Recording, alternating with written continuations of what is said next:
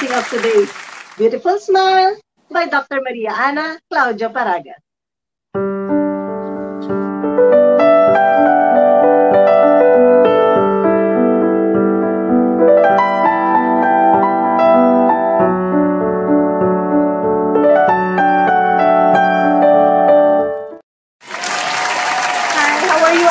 I hope you're all having a great time at mas lalong gaganda pa dahil sa ating episode ngayon. Alam ba ninyo that as soon as teeth appears, okay, in your baby's mouth, they are already susceptible to decay.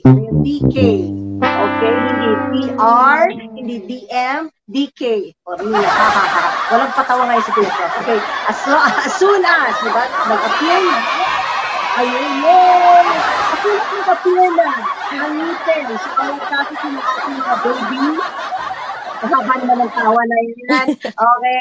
Ibig sabihin, susceptible na sila sa decay. Okay. So, since it is very important that we as parents or kung sino man yung nag-aalaga sa ating mga babies, okay, to understand and prevent the baby bottle caries or early childhood caries, okay, let's take a closer look at that subject. And we have a very special guest for today. Okay, sige, papakilala natin siya.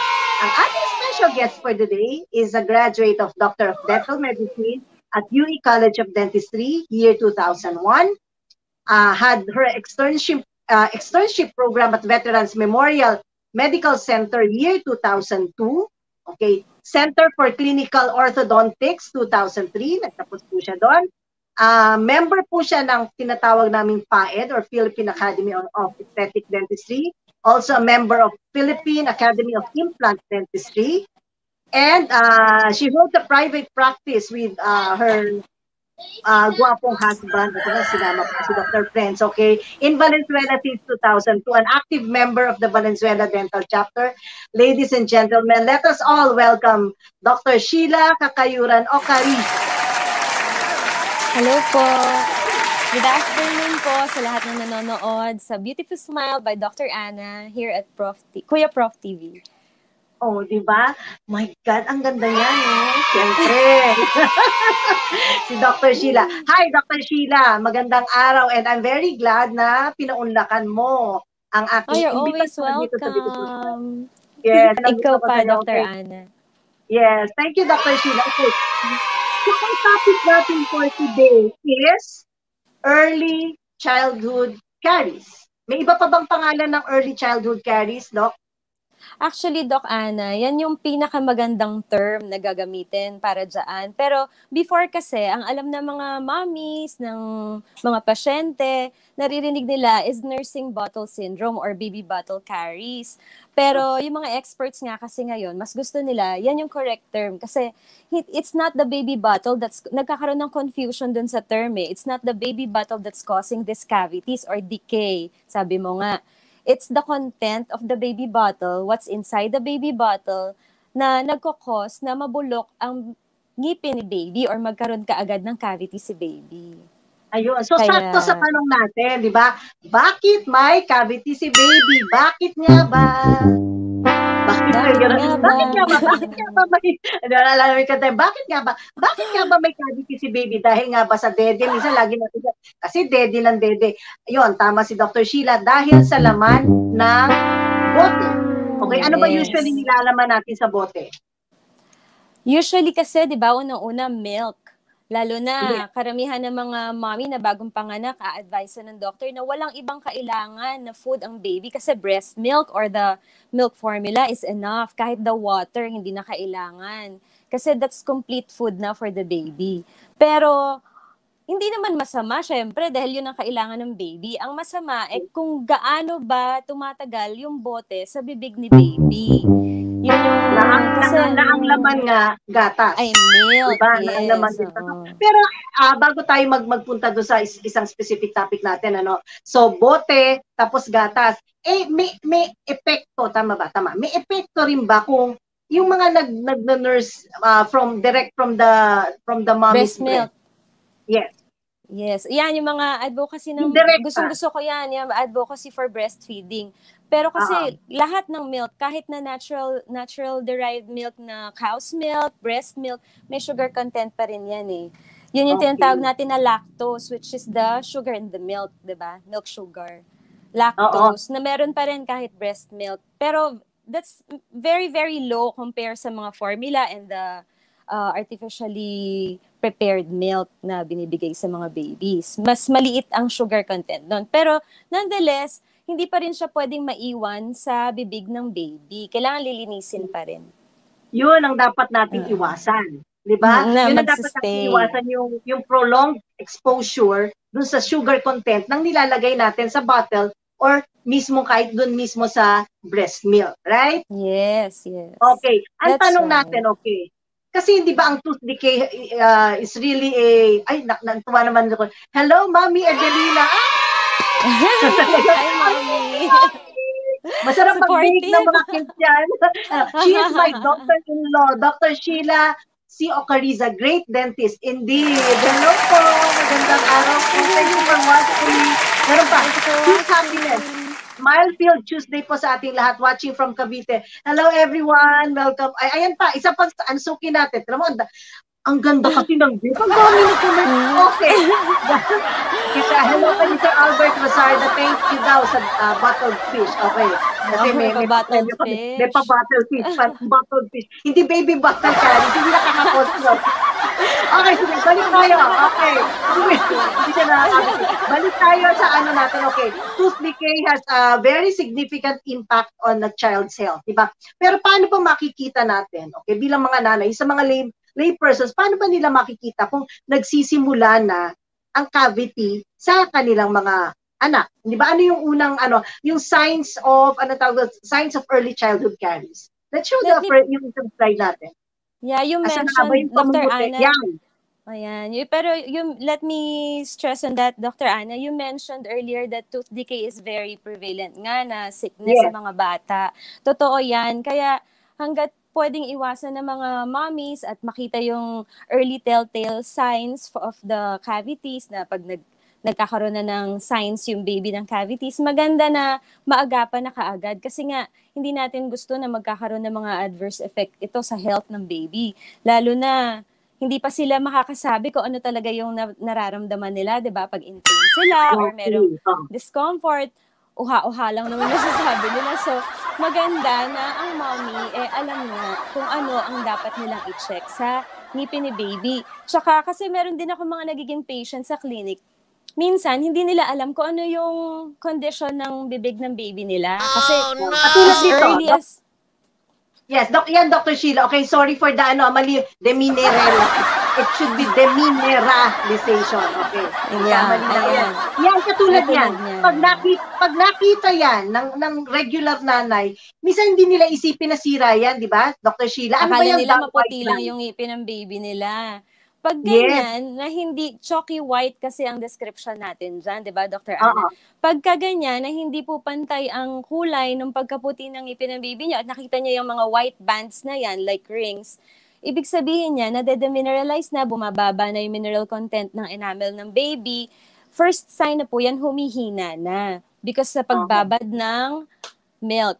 Kasi yung milk has sugar, like what we've discussed earlier, kasi di ba may bacteria tayo naturally occurring in our mouth. Marami, hundreds of bacteria yan. Ngayon, sa bibig ng baby, kahit sa bibig rin ng adults, meron yung parang tug of war ng saliva na naturally meron yan calcium and phosphate na nagre-repair dun sa at nag-nurture ng minerals sa ngipin natin. Ngayon, kung yung bibig ni baby may nakababad na sugar or yun nga, yung sugar from the milk, the lactose, pakakainin yan yung bacteria. Pag kinain ng bacteria yung sugar, nagre-release sila ng acid. Yun yung nagke-create ng demineralization at pag-atake dun sa outer covering ng ngipin natin. Kaya nagkakaroon ng ganyan-ganyan. Yan. So, ibig sabihin yan, pag nakita niyo po yan sa bibig ni baby, nag-uumpisa na yung sira sa ngipin nila. Ayun, nagsisimula na. So, huwag kayong matuwa na, ay, ang puti-puti. Hindi po. Nasabihin nila, dahil minsan alam niyo, pag tinuktok namin yan, tuklap agad. Yun yung, di ba? Pag yung ganyan, tuklap agad. So, yan yung parang parang early stage. Early Di ba? Parang stage. early Oh, stage yan yung yan. umpisa na. Okay, umpisa na. So, yung pamumuti, ang susunod naman dyan, yung parang merong parang pag-brown na. Brown and parang yellow or dark yellow. Ayan. Yellow, brown, black band on the tooth surface. Ay, itong Ayan, stage, mild to moderate na to. Or moderate pa severe na, di ba? Ayan. So, nagiging definitely caries na. Ibig sabihin, pinasok na talaga ng acid yung ngipin, na-destroy na yung tooth structure. Kaya, eto, siguro nakikita na ng mga parents yung ganito, diyan pa lang nila usually dadalhin sa dentist. Bakit ganito? Sana na-reverse pa sa... Actually, kasi yung mild to moderate na pinakita nating slide kanina, reversible pa yun eh. Pwede pang i-repair. And when we say reversible na yun, kayang i-repair, yes. Oo. Pag dito, Dr. Ana, diba? Iba na yan, oo. May treatment na dyan. Oh, may specific treatment. Tutulungan na lang natin na hindi mag-progress pa. Tignan natin pero yung severe. damage na. Yes, exactly. Mas mahirap. Ayan. Siguro hindi na magdidena yung mga nanay with that brownish black stump. Tapos sasabihin pa nila tututbrush naman ko.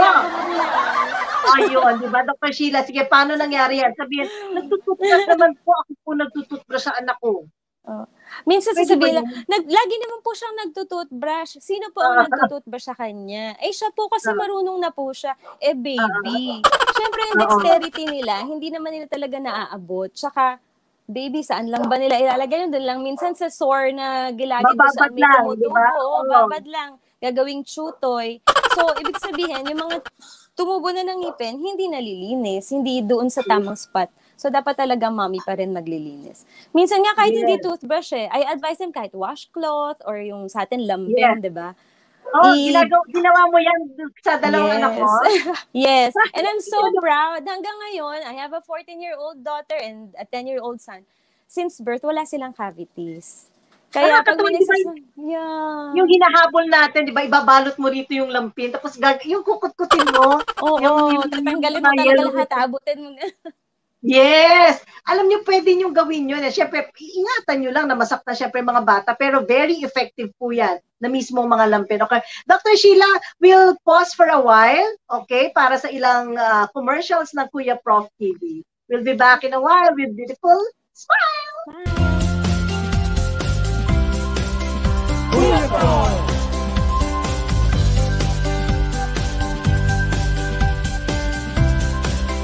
Kuya Prof!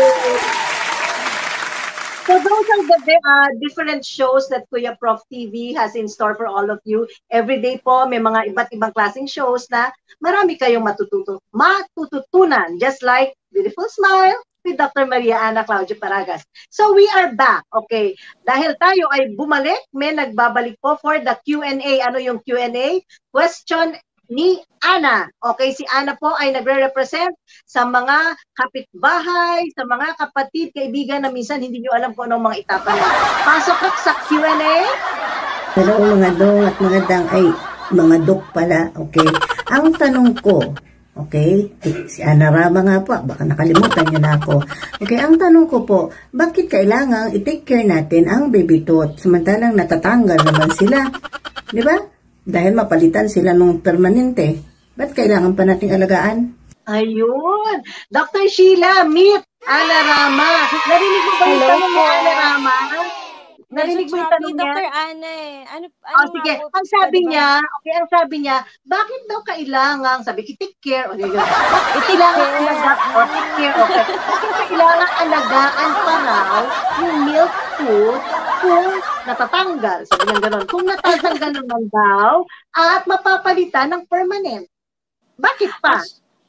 Actually, Diba? marami nga nagsasabi niya, bakit mo nga ba gagastusan? Ba't dadalhin pa sa dentist kung matatanggal din naman? Kasi po, ang bacteria na nagkakos ng cavity, na-activate yan ng, sabi nga namin kanina, ng acids, diba? Pwede po yan maipasa dun sa mga upcoming na mag-e-erupt na permanent teeth. Kasi usually, magkasunod po yan, sinusundan, so nagdidikit yung surfaces, pwedeng maipasa yung decay doon.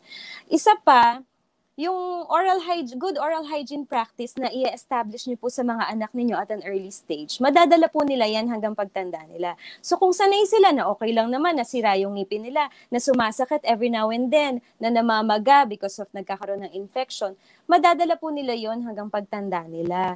Tsaka, di ba parang isa rin naman yun sa mga gusto natin sa mga anak natin, yung comfort na hindi sila nasasaktan, na healthy sila, na ang saliva na nalulunok nila at dadalhin sa buong katawan nila malinis at hindi nakakakos ng sakit, 'di ba?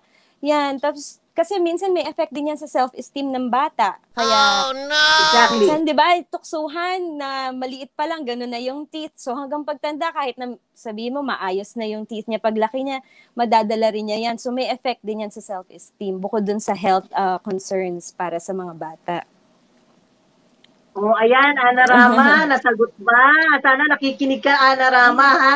And if I may add, Dr. Sheila, di ba, malaki din ang factor, okay, ng pagkakaroon ng healthy milk tooth sa speech development. Yes, ng bata. Yun pala rin, I'd like to point that out. Sa tama, Dr. Ana. Kasi, ito yung formative stage nila, nag-uumpisa pa lang sila ng mama, dada, di sana na po-pronounce nila ng maayos yung mga labiodental sounds, 'di ba? Pagka kompleto yung ngipin nila. Pagka masakit, hindi rin pipigilin din nila yung pag-pronounce ng mga tamang letters. Ayaw na nila. Puro iyak na lang. So, pa yung bata. Classic example lang, 'di ba? Tignan mo, pag wala kang harap ng ngipin, imagine niyo yung mga anak niyo, pag walang S, F.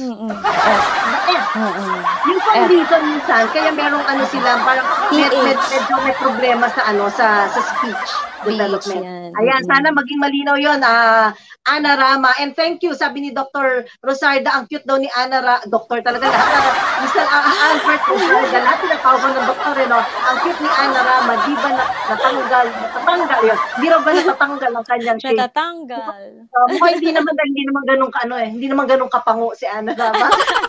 May kinapitan pa. Yes, may kinapitan pa, parang ipila. Okay, Dr. Sheila, so we discussed kanina, yung kumbaga yung development ng caries ng baby, 'di ba? Pero posible naman yang maiwasan, 'di ba? Paano natin maiiwasan ngayon yung mga sinasabi nating pamumuti, paninilaw hanggang maging itim na? Okay, what are the ways that we can prevent? Doon lang tayo sa prevent muna. Hindi muna treatment. Ayan yung mga tawag ng baby bottle, ng early childhood caries, milk bottle caries, because it can be prevented. Right, Dr. Sheila? Yes, it is very important na akuin ng parents or kung sino man nag-aalaga sa mga anak ninyo, yung pag-aalaga sa whole being ng bata, including yung dental health nila. Siyempre, unang-una, dapat i-establish natin yung good oral hygiene. Kasi minsan, actually, sinasabi nila na mamana. Mamana yan, pati yung oral hygiene. Kung paano mag-toothbrush, kung paano mag-irregular snacking yung mga parents or yung diet nila, na mamana rin ng bata. So, dapat, unang-una, i-surround natin yung bata ng responsible adults para tulungan silang gawin yon. Yung good oral hygiene, hindi naman agad nila matututunan yan at a very early age. Talagang yung adult ang gagawa. Kung hindi nila natutoothbrush na maigi, ipa-follow up natin. Pwede naman nating hayaan na laruin nila yung toothbrush, gawing parang chew toy or teether. Minsan, di ba, ginaganon-ganon lang nila kung saan namamaga. Tutubo yung kumbaga, we should make it, kumbaga, a pleasant experience. Yes, fun. Diba, parang hindi first yung visit to the dentist, di ba? Hindi dapat romantic, hindi yung mag-toothbrush ka. Huwag ka pagalitan. Tapos yun na, hindi nagtutoothbrush, no? Exactly. Okay. So, ano pang pwedeng, para maiwasan niya, Yes. Tapos yung balanced diet, importante yan. Minsan ina-advise ko yung mga chocolates and sweets, pang special occasion nyo na lang yan. Or, kaya lang ang lungkot naman ng childhood pag walang chocolate, no? Kasi may happy hormone yan na napapasaya sa childhood ng bata. Ang lagi ko sinasabi, mag-chocolate tayo pag pwede tayo mag-toothbrush right after. Ngayon, kung nasa labas ka at hindi ka nakaka-toothbrush right after, uwi mo na lang yung chocolate. Tama, pwede yan, di ba? Kasi sabi nga natin kanina sa simula pa lang ng show, ang nagmamatter talaga is how long the sugar stays in your mouth. Diba, mouth? Diba? Yes. Kung gaano katagal, yun ang magkakaroon ng epekto. Ano pang mga ways to prevent this? Oy, sandali. Gusto kong basahin to. Sabi ni Oral Slick, parang kilala ko yung post na. Ang ganda ng mga dentist. Parang tinutukoy mo. Kasi, mali ang ganda. Dapat ang gaganda. Parang sa isa ka na nakatingin. Baka bulol lang. Ano pa mga ways, Dr. Steven? Ano pa mga ways to prevent, early childhood? Since we're talking about early childhood caries, dapat wag nating sanayin yung mga baby na natutulog na may pacifier na dipped in sugar or juice or bottle na may juice and milk, diba? Kasi yung iba, gusto na, para tumigil na umiyak, bigyan mo na ng gusto, diba? Para makatulog na siya, hindi siya umiyak. Hayaan mo nang matulog with baby bottle na may milk. Diba? Ganun yung style ng iba eh. Minsan, para magpapahimik lang, magbibigay ng something sweet. That's why it's called pacifying, di ba? Yes, pero ibig sabihin, parang ang pinapacify mo yung sarili mo eh. Di ba? Para hindi ka na magamit. Para may time ka magkay-novela. Yes. Sayang yung time sa kay-novela. So yun, dapat iwasan natin na matulog ng kumbaga yung gatas na nakasubo kaya yung mga pacifier. Nakababad yung gatas. After the milk, kailangan ano yung ipapadede? Usually kasi, yun nga, Dr. Ana, usually kasi, may advice, pag mga newborn, wag mo nang magwa-water kasi merong water intoxication sa newborn kids. So, pwede yan, wag mo nga hayaan na yun. Kunyari, after the milk, nakatulog talaga, hindi maiwasan. I-rub mo yung gums kasi, nagkakaroon ng milk curds dun eh. Pagka malaki-laki na yung baby, make sure, ang lasting in their mouth is water. O kaya, talagang tutoothbrushan after. Kung talagang gustong may baby bottle, lagyan ng water. Para yun na lang yung magsusooth sa kanya habang natutulog siya. At least walang sugar. Pero meron din mga sweetened water, di ba? Pero huwag na yun, di ba? Bawal. We really tend to spoil our children. Di ba? Binibigyan ng matamis. Ng epekto ng matamis sa katawan natin, hindi lang sa oral cavity, kundi maging sa katawan natin talaga. Kaya dapat lagi pa natin iwasan. Ano pa ang pwedeng gawin ng mga magulang to prevent early childhood caries? Siyempre, before the first birthday or schedule nyo, kailangan mabisita ang dentista para mabigyan sila ng tamang advice kung paano i-maintain, kung paano alagaan, kahit yung mga patubong ngipin pa lang ni baby. At kung sakaling meron nang nag-exist, like yung white spots na hindi nila naiintindihan na warning sign of a problem na, pwedeng maagapan, matreat. Kasi may nilalagay ang dentista dyan para hindi magtuloy-tuloy yung sira sa teeth ni baby. Ayun. Tulad na sinabi ni Dr. Sheila, may nilalagay kami mga dentist dyan. At yan ang pag-uusapan natin next meeting. Di ba? Ayan, pinag-usapan natin yung mga caries, yung mga beginning ng caries, tapos yung prevent, how do we prevent those caries? And next meeting, pag wala na talaga, may sira na, yung treatment na. I-discuss natin yung next meeting. Basahin nga natin to again from Mr. Albert Rosarda. Alam mo to si Sir Albert, hindi yan ang dapat kumanood. Pero ngayon, tamo, 30 minutes na nandiyan pa rin. Minsan, kumakaway lang yan. Comment ka dyan, oral sleep. Makaka-drive magpunta ng dental clinic pag magaganda ang mga dentist. Okay, Sir Albert, at manood ng Beautiful Smile, may kabig. Gusto ko mag-selfie ka with your dentist. Tignan ko kung bumisita ka sa dentist mo. Kung talagang na-excite kang bumisita. May proof. Kailangan mo proof. So, ayan po, mga ka-beautiful smile. Okay. I would like to give again the floor to to our beautiful Dr. Sheila for her last words. Pero sabi ko nga, babalik pa ho siya sa next meeting para sa ating future topics. Dr. Sheila? Again po, nire-remind ko po kayong lahat na importante na alagaan natin ang baby teeth ni baby para po magkaroon siya ng masaya, buhay at magandang, beautiful smile, sabi nga ni Dr. Ana. Kasi I'd like to quote Miguel de Cervantes na every tooth in a man's head is more valuable than diamond. Kahit baby teeth po is very, very valuable at importante sa paglaki at general health ni baby. Kaya sana po may napulot kayo sa episode today kung paano aalagaan ang teeth ni baby para kahit si mommy happy, di ba? Yes, tama yan. Thank you, Dr. Sheila. Thank you. Thank you, Dr. Ana, for having me. Ay, galing-galing. Diba? Ang dami na in-inspire kasi mga simple, kumbaga simple facts, pero talagang yun ang kailangan natin our everyday lives, di ba? Para maalagaan ang teeth ni baby. So ayan, nasagot na natin. Bakit may cavity si baby, di ba? Responsibilidad po nating mga magulang. Huwag nating iaasa lang sa minsan sa mga tagapag-alaga, pero kailangan maging hands-on tayo sa pag-aalaga kay baby. Okay? Let us always remember that oral health is an essential part of care in early childhood. And with that, we would like to thank everyone who joined us. Maraming salamat po.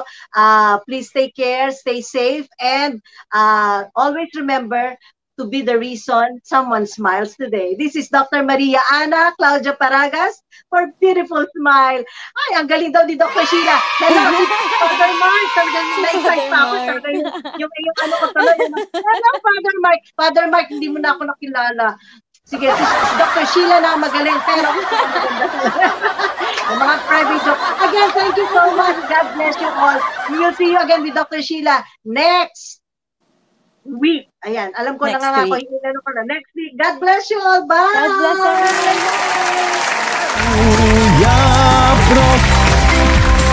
Kuya Prof, si Kuya Prof, si Kuya Prof.